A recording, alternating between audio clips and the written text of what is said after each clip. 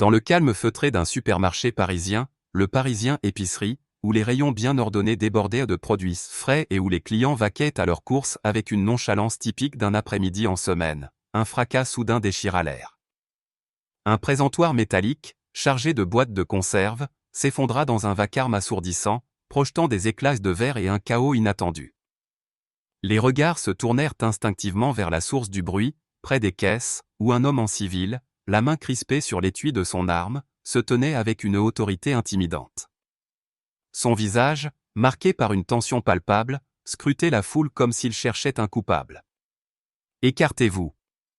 Affaire de police. » Aboya l'officier André Leclerc, sa voix lourde d'une agressivité à peine contenue.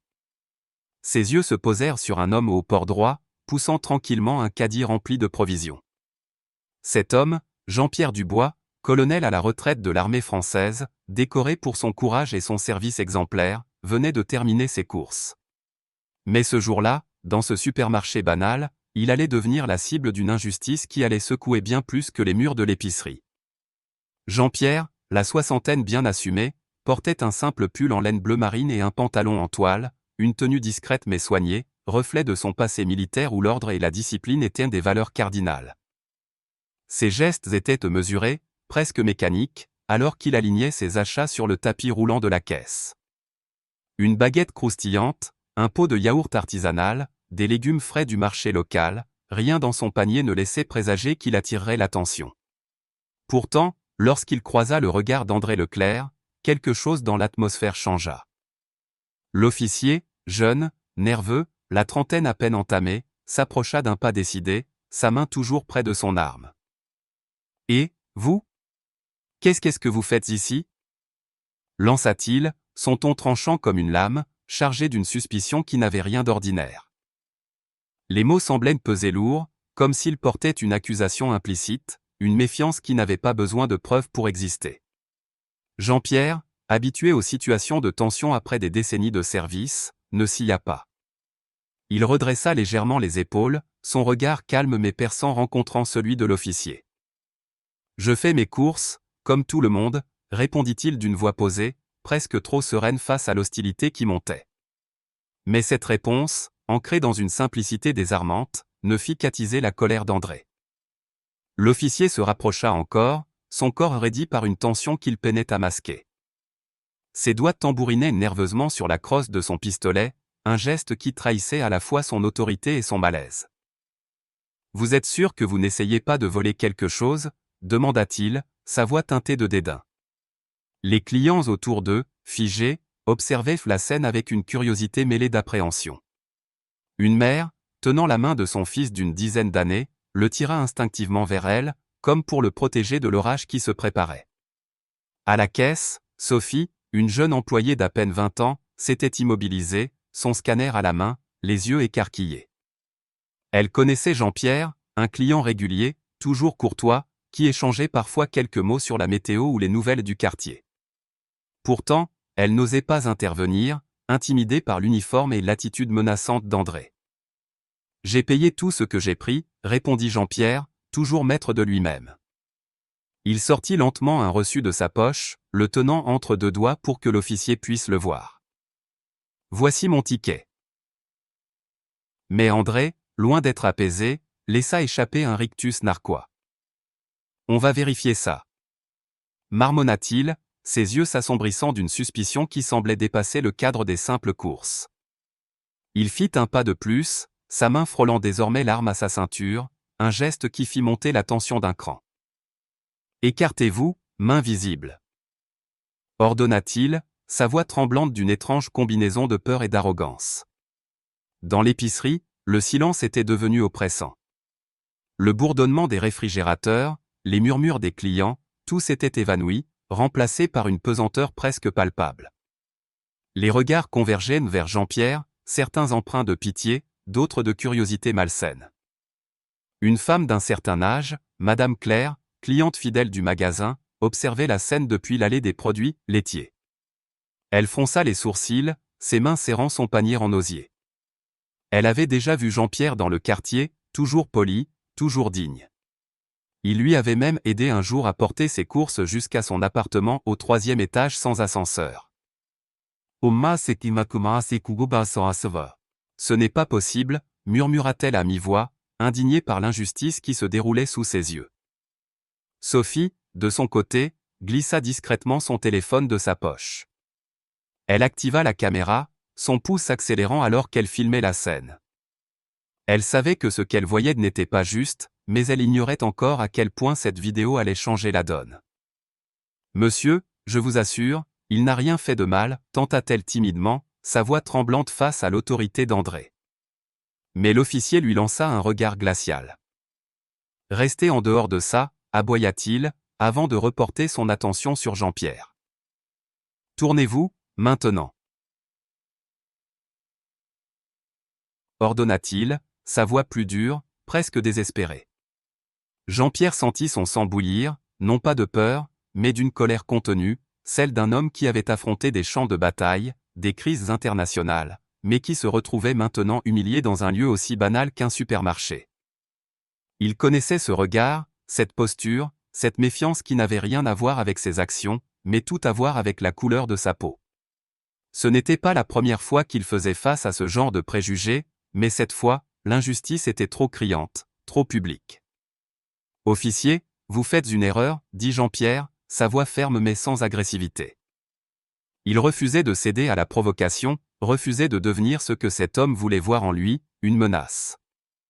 Mais André, aveuglé par son propre pouvoir, ignora l'avertissement.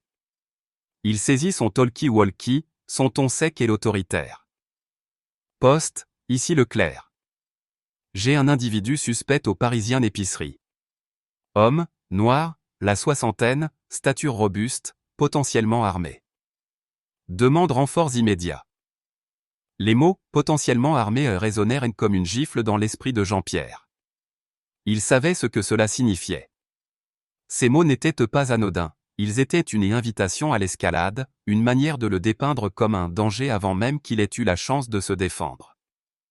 Les clients autour de lui reculèrent, certains murmurant, d'autres filmant eux aussi. Madame Claire, indignée, s'avança d'un pas. « Fatou ! Cet homme est un héros, pas un criminel. » lança-t-elle, sa voix chevrotante mais pleine de conviction. André l'ignora, son attention fixée sur Jean-Pierre, comme s'il était le seul obstacle à son autorité. À cet instant, le gérant du magasin, Monsieur Laurent, un homme bedonnant à lunettes, accourut, son visage blême.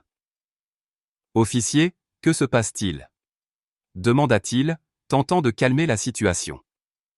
André lui lança un regard cinglant. « Je pose les questions ici. Cet homme est suspect. Il pourrait être en train de voler. » Les mots étaient durs, empreints d'un mépris qui ne laissait aucun doute sur ses intentions. Jean-Pierre, sentant la tension atteindre un point de rupture, serra les mâchoires. Il savait que ce n'était pas une question de reçu ou de course. C'était une question de préjugés, de pouvoir mal placé, d'un système qui voyait en lui une menace pour des raisons qui n'avaient rien à voir avec la vérité. « Je vous l'ai dit, j'ai payé, répéta-t-il, sa voix plus tranchante cette fois, mais toujours contrôlée. Vous voulez vérifier ? Allez-y. » Mais André, loin de chercher la vérité, semblait décidé à pousser l'affrontement. Il fit un pas de plus, sa main saisissant la crosse de son arme. « Ne m'obligez pas à répéter, grogna-t-il, son ton menaçant. Le silence dans le magasin était désormais assourdissant. Les clients, figés, attendaient l'inévitable. Sophie, le cœur battant, continuait de filmer, ses mains tremblantes. Madame Claire, incapable de rester silencieuse, s'écria. « C'est une honte. Cet homme mérite le respect. » Mais ces mots se perdirent dans l'air lourd. Le garde de sécurité, un jeune homme nommé Karim, hésitait près de la porte, partagé entre son devoir et son instinct, qui lui disait que quelque chose n'allait pas. Il connaissait Jean-Pierre de vue, un client discret et respectable. Pourtant, il n'osait pas intervenir face à l'uniforme d'André. Alors que la situation semblait sur le point d'exploser, un bruit de porte coulissante brisa le silence. Un homme grand, vêtu d'un costume sombre, entra dans le supermarché, suivi de 2 officiers en uniforme militaire. Sa présence imposait le respect, son regard perçant balayant la scène. Cet homme est le colonel Jean-Pierre Dubois, armée française. Déclara-t-il d'une voix claire et autoritaire. Vous faites une grave erreur. L'homme, le colonel Raymond Fournier, un ancien camarade de Jean-Pierre, s'avança, son ton glacial. Votre numéro de badge, officier? André, déstabilisé, bafouilla, son assurance s'effritant comme du sable sous la marée. Les renforts qu'il avait appelés arrivèrent à cet instant, mais au lieu de soutenir André, ils s'arrêtèrent net, réalisant qu'ils venaient de marcher dans un scandale bien plus grand qu'une simple vérification de reçu. Les murmures s'élevèrent parmi la foule, certains clients chuchotant, d'autres pointant leur téléphone vers André, dont l'autorité s'effondrait sous le poids de la vérité. Sophie, toujours en train de filmer, sentit une lueur d'espoir. Madame Claire, les larmes aux yeux, murmura une prière silencieuse. Jean-Pierre, immobile, restait droit, son regard fixé sur André, non pas avec colère, mais avec une dignité inébranlable. Ce n'était pas seulement une confrontation dans un supermarché. C'était le début d'une bataille bien plus vaste, une lutte pour la justice, pour le respect, pour une vérité que trop de gens préféraient ignorer. Le lendemain de l'incident au Parisien épicerie, Paris bruissait d'une énergie nouvelle, comme si les rues elles-mêmes portaient l'écho d'une injustice désormais exposée. La vidéo tournée par Sophie, tremblante mais implacable, s'était répandue comme une traînée de poudre sur les réseaux sociaux. Partagée d'abord sur Twitter, puis relayée sur Instagram et TikTok, elle avait atteint des millions de vues en quelques heures. On y voyait le colonel Jean-Pierre Dubois, droit et digne, face à l'officier André Leclerc, dont l'agressivité mal contenue trahissait une autorité mal placée. Les images, accompagnées de hashtags comme #justice pour Jean-Pierre et #, contre les préjugés, avaient déclenché une vague d'indignation. Dans les cafés du Marais, sur les bancs des quais de Seine, dans les métros bondés, les Parisiens débattaient. Certains criaient au scandale, dénonçant les abus de pouvoir. D'autres, plus réservés, se demandaient si l'officier avait simplement fait une erreur. Mais pour Jean-Pierre, au cœur de cette tempête médiatique, l'enjeu était clair, ce n'était pas seulement son honneur qui était en jeu, mais une lutte plus vaste, celle d'une société confrontée à ses propres failles.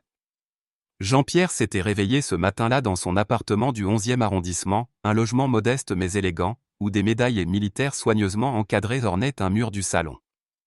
Il avait allumé la télévision, plus par habitude que par curiosité, pour tomber sur son propre visage à l'écran. Une chaîne d'information en continu diffusait la vidéo, commentée par des analystes aux avis divergents. Un scandale qui révèle les tensions raciales dans nos institutions, déclarait une journaliste. Guise ? Une simple méprise, amplifiée par les réseaux sociaux, rétorquait un autre. Jean-Pierre éteignit l'écran, las de ce bruit médiatique. Il n'avait jamais cherché la lumière des projecteurs. Toute sa carrière, il avait servi dans l'ombre, commandant des missions à l'étranger, négociant des trêves dans des zones de guerre, toujours avec une discipline de fer et un sens profond de l'honneur. Mais aujourd'hui, il se retrouvait au centre d'une bataille qu'il n'avait pas choisie, une bataille où les armes n'étaient pas des fusils, mais des mots, des images, et la vérité. Dans le commissariat du quartier, l'ambiance était tout autre. André Leclerc, suspendu de ses fonctions en attendant une enquête interne, était assis dans une salle de réunion austère, face à un officier des affaires internes. Son uniforme, qu'il portait encore la veille avec une assurance arrogante, était remplacé par un pull gris informe. Ses mains, autrefois crispées sur la crosse de son arme, tremblaient légèrement alors qu'il tentait d'expliquer ses actions. Je suivais la procédure, répétait-il, mais sa voix manquait de conviction.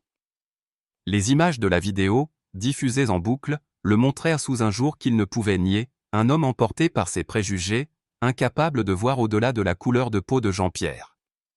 Le chef de la police, un homme grisonnant nommé commissaire Dupont, avait convoqué une réunion d'urgence. Comment cela a-t-il pu arriver?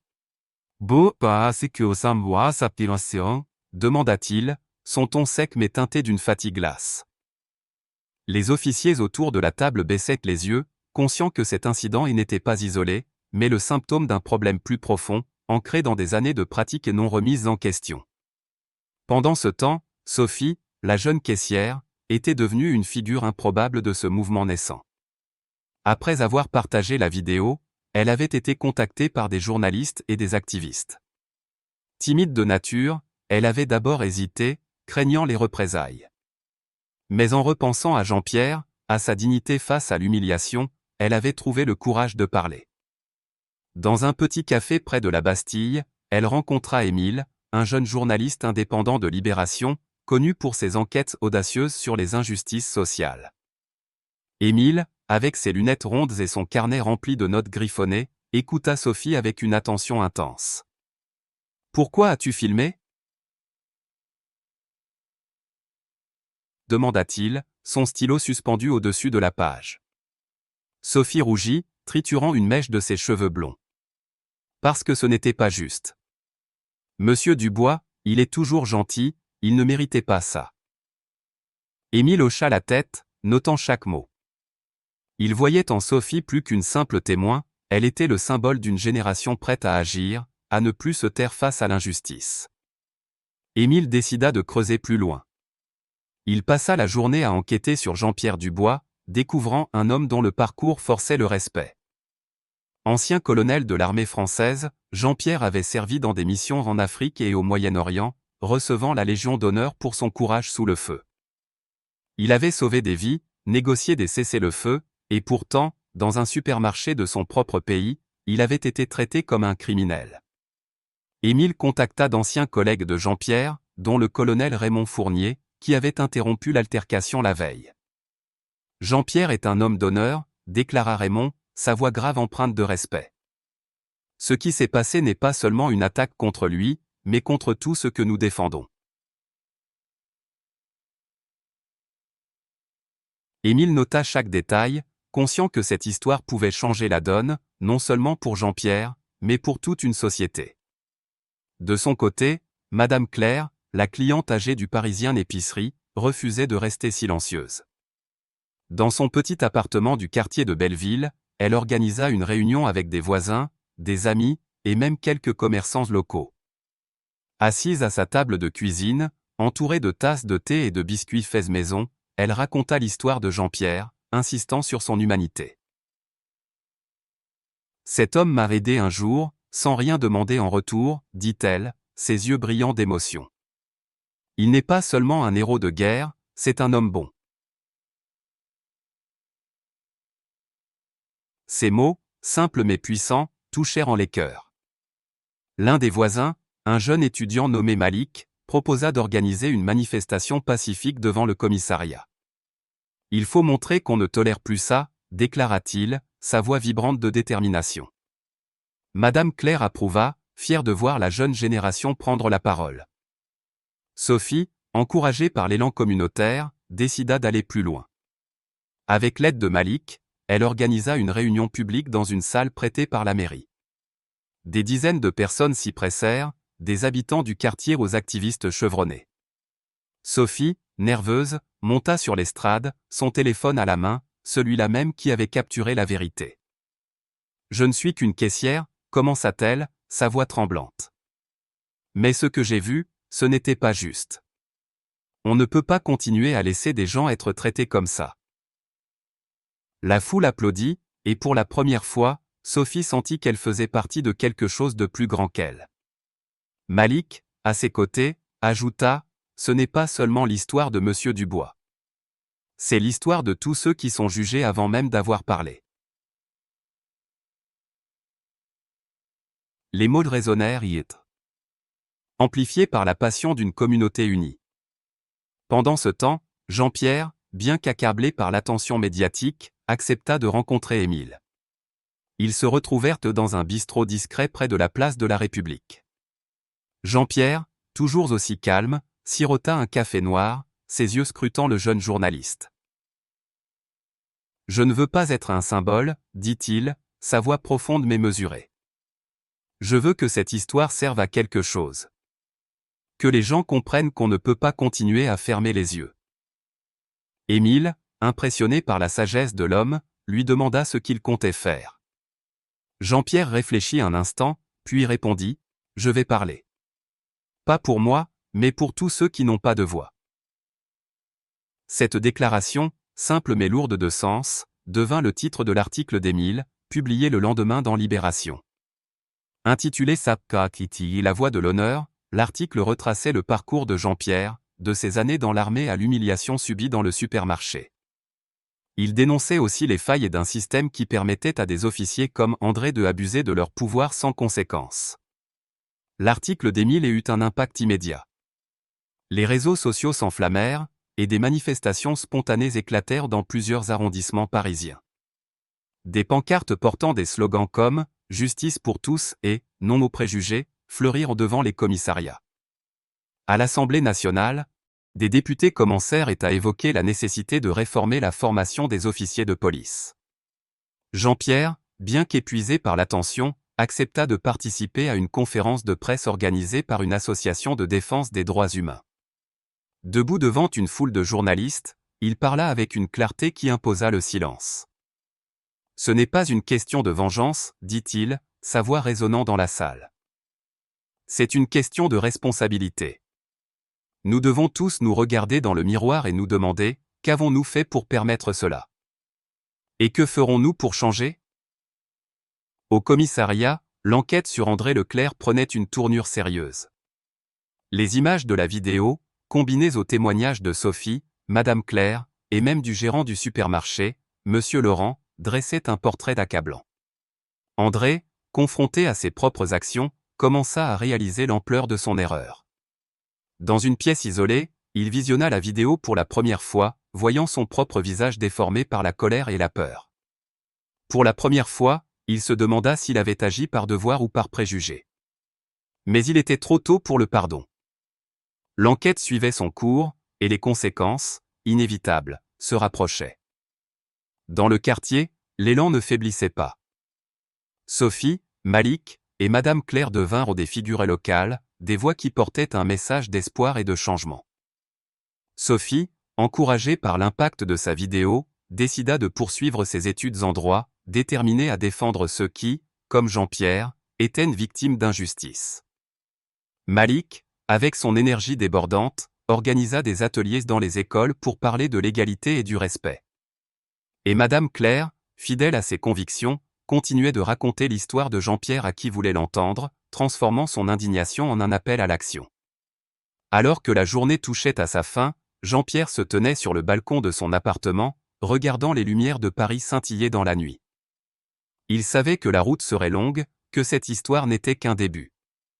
Mais pour la première fois depuis l'incident, il sentit une lueur d'espoir. La vérité, grâce à Sophie, à Émile, à Madame Claire, et à tous ceux qui s'étaient levés, commençait à se répandre. Et avec elle, la promesse d'un changement, fragile mais réel, pour une société plus juste. Paris, ville de lumières et de contrastes, vibrait d'une énergie nouvelle, portée par l'élan d'une communauté ébranlée mais déterminée. La confrontation aux Parisiens d'épicerie n'était plus seulement un incident isolé, elle était devenue le catalyseur d'un mouvement plus vaste, une vague de prise de conscience qui traversait les boulevards, les cafés et les salles de réunion. Jean-Pierre Dubois, colonel à la retraite, se tenait au cœur de cette tempête, non pas comme un symbole de victime, mais comme une figure d'espoir et de résilience. Ce jour-là, dans une salle comble de la mairie du 11e arrondissement, il s'apprêtait à prendre la parole devant une foule hétéroclite.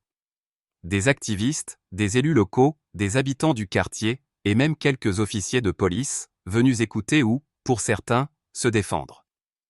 Les projecteurs des caméras braqués sur lui, Jean-Pierre ajusta son veston, un geste simple mais empreint de la discipline militaire qu'il avait définie toute sa vie.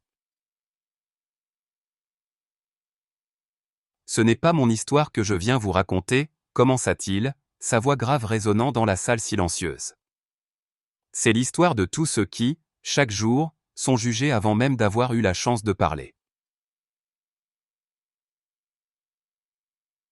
Les applaudissements éclatèrent, spontanés, comme un écho de la vérité qu'il portait. Jean-Pierre ne parlait pas pour lui-même. Il ne cherchait ni gloire ni vengeance. Son discours, mesuré mais puissant, s'adressait à une société qu'il appelait à se regarder en face.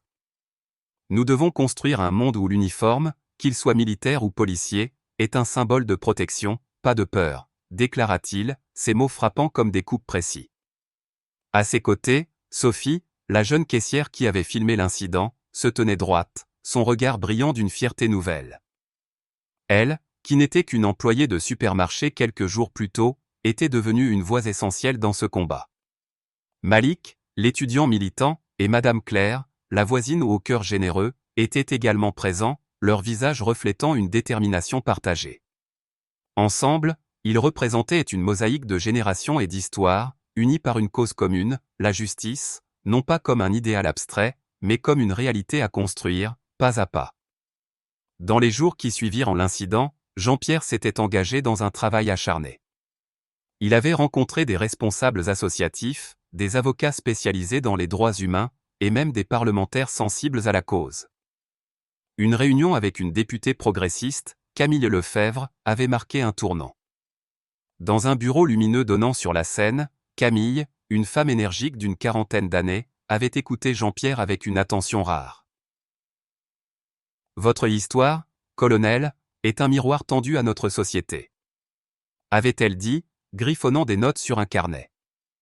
Mais ce miroir, nous devons le transformer en action. Ensemble, ils avaient esquissé les contours d'une proposition de réforme, une formation obligatoire pour les forces de l'ordre, axée sur la lutte contre les préjugés inconscients, et un renforcement des mécanismes de contrôle des abus de pouvoir. Jean-Pierre, avec sa rigueur militaire, avait insisté sur la nécessité de mesures concrètes, mesurables, et non de simples promesses politiques. Si nous ne changeons pas les mentalités, les lois ne seront que des mots sur du papier, avait-il averti, son regard perçant en rencontrant celui de Camille.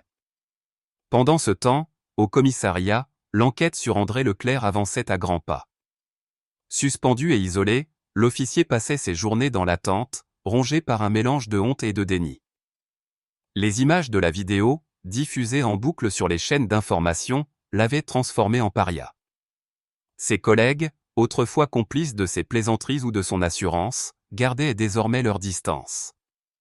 Lors d'une audience disciplinaire, André fut confronté aux témoignages accablants de Sophie, Madame Claire, et même du gérant du supermarché, Monsieur Laurent.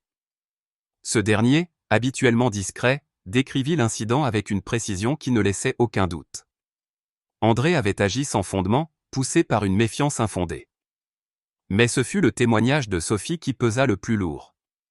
Debout devant le comité, elle raconta, la voix tremblante mais claire, comment elle avait vu Jean-Pierre, un client qu'elle respectait, être humilié sans raison. « Il n'a rien fait, sauf être là, dit-elle, ces mots simples mais dévastateurs. » André, tête baissée, ne pouvait plus nier la vérité. Pourtant, dans un moment inattendu, André demanda à prendre la parole. Dans une salle silencieuse, il se leva, ses mains tremblantes. « J'ai fait une erreur, murmura-t-il, sa voix brisée par l'émotion. Je ne sais pas pourquoi j'ai agi ainsi, mais je le regrette. » Ces mots, bien que tardifs, marquèrent un tournant. Le comité, présidé par le commissaire Dupont, nota l'aveu, mais insista sur la nécessité d'une sanction. André fut officiellement rétrogradé, avec l'obligation de suivre une formation intensive sur les biais inconscients. Mais au-delà de la punition, c'était une leçon d'humilité, une chance, peut-être, de se racheter. Jean-Pierre, informé de cet aveu, ne ressentit ni joie ni colère. « Ce n'est pas à moi de lui pardonner, dit-il à Émile, le journaliste, lors d'une conversation dans un bistrot. C'est à lui de prouver qu'il peut changer. » Émile, de son côté, continuait à jouer un rôle clé. Son article dans Libération avait non seulement amplifié l'histoire de Jean-Pierre, mais aussi donné une voix à d'autres victimes d'injustices similaires. Il reçut des dizaines de courriels de lecteurs, certains racontant leurs propres expériences de discrimination, d'autres proposant des idées pour réformer le système. Émile, avec son flair journalistique, décida de lancer une série d'enquêtes sur les pratiques policières à Paris. Il rencontra des officiers en retraite, des sociologues, et même des jeunes des banlieues, dont les récits d'interpellations injustifiées faisaient écho à celui de Jean-Pierre. Un soir, dans un café du 20e arrondissement, il partagea ses notes avec Sophie, qui s'était jointe à lui pour discuter de l'impact de la vidéo. « Tu as changé les choses, » lui dit-il, un sourire sincère sur le visage. Sophie rougit, encore peu habituée à cette reconnaissance. Je n'ai fait que filmer, répondit-elle modestement. Mais Émile secoua la tête. Tu as donné une voix à la vérité. C'est plus que ce que beaucoup font dans une vie. Dans le quartier, l'élan communautaire prenait de l'ampleur. Malik, avec l'énergie débordante de ses 20 ans, avait transformé la manifestation initiale en une série d'ateliers éducatifs. Dans une salle prêtée par une association locale, il réunissait des adolescents pour discuter de l'égalité, du respect et du pouvoir de l'action collective. Madame Claire, fidèle à son rôle de mémoire vivante, participait à ces ateliers, partageant des anecdotes sur la solidarité qu'elle avait vue dans sa jeunesse, dans les années d'après-guerre. À l'époque, nous nous battions pour un idéal, disait-elle, ses yeux pétillants.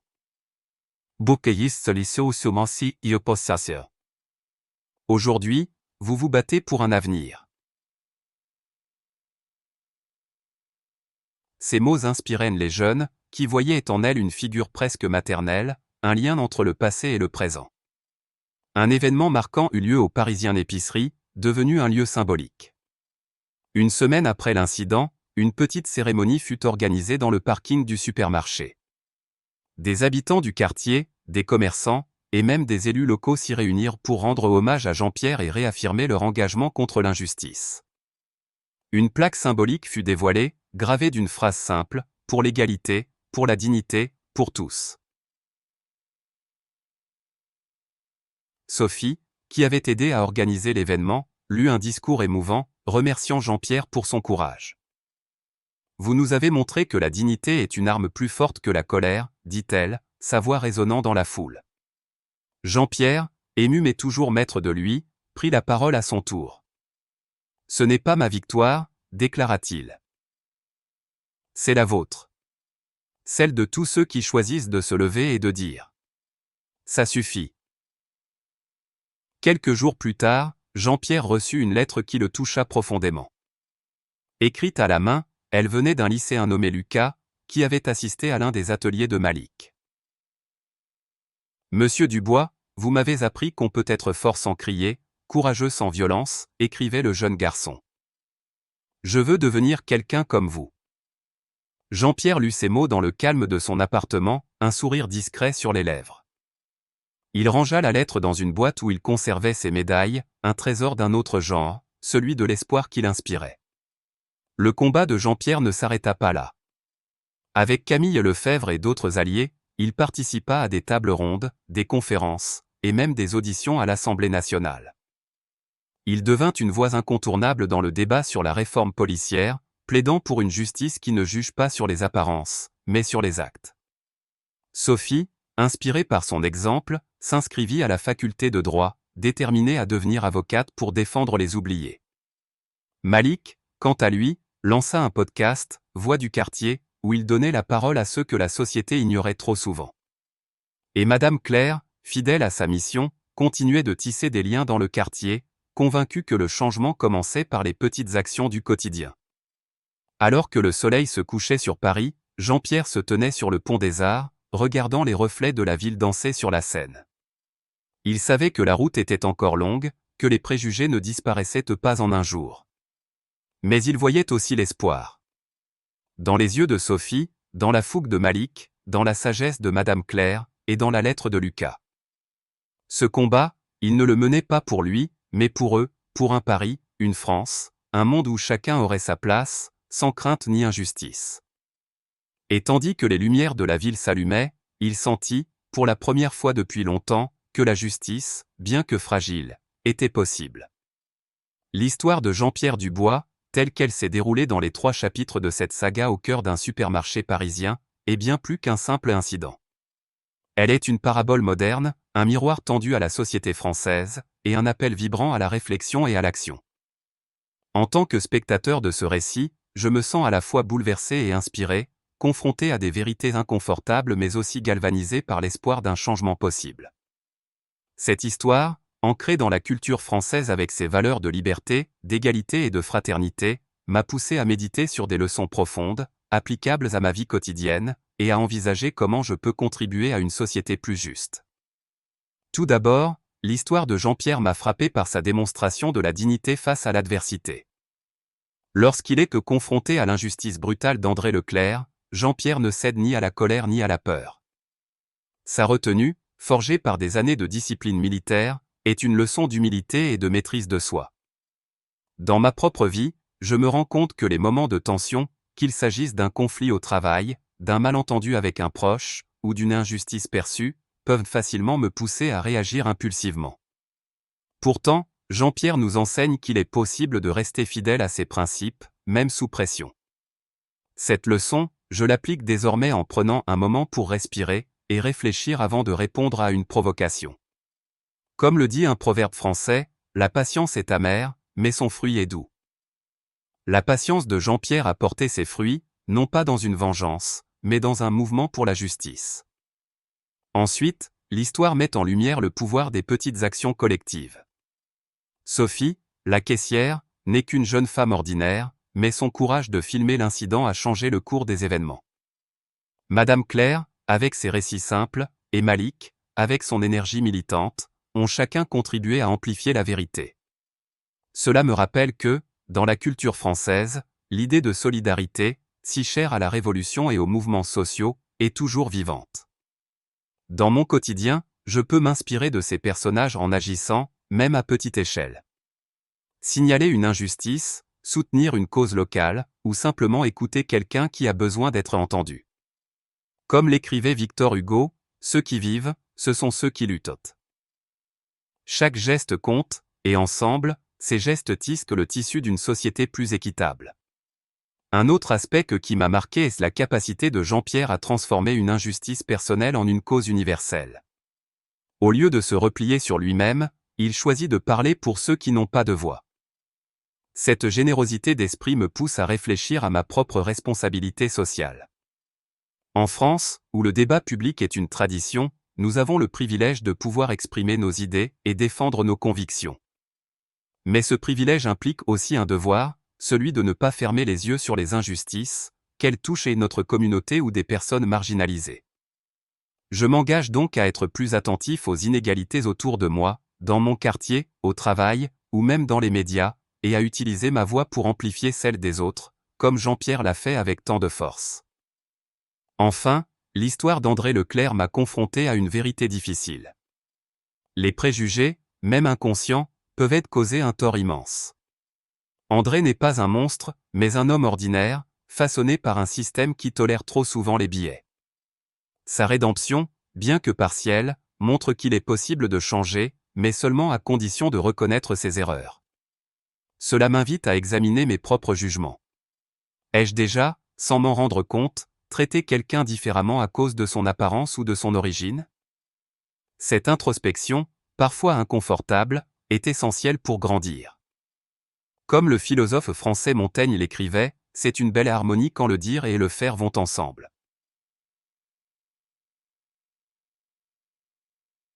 En m'efforçant d'aligner mes actions sur mes valeurs d'égalité, je peux contribuer à briser le cycle des préjugés.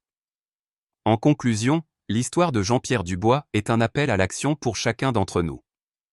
Elle nous rappelle que la justice n'est pas un concept abstrait, mais une réalité que nous construisons ensemble, par nos choix, nos paroles et nos actes. Dans la tradition française, où l'engagement citoyen est une fierté, nous avons le pouvoir, et la responsabilité, de faire évoluer notre société. Alors, agissons.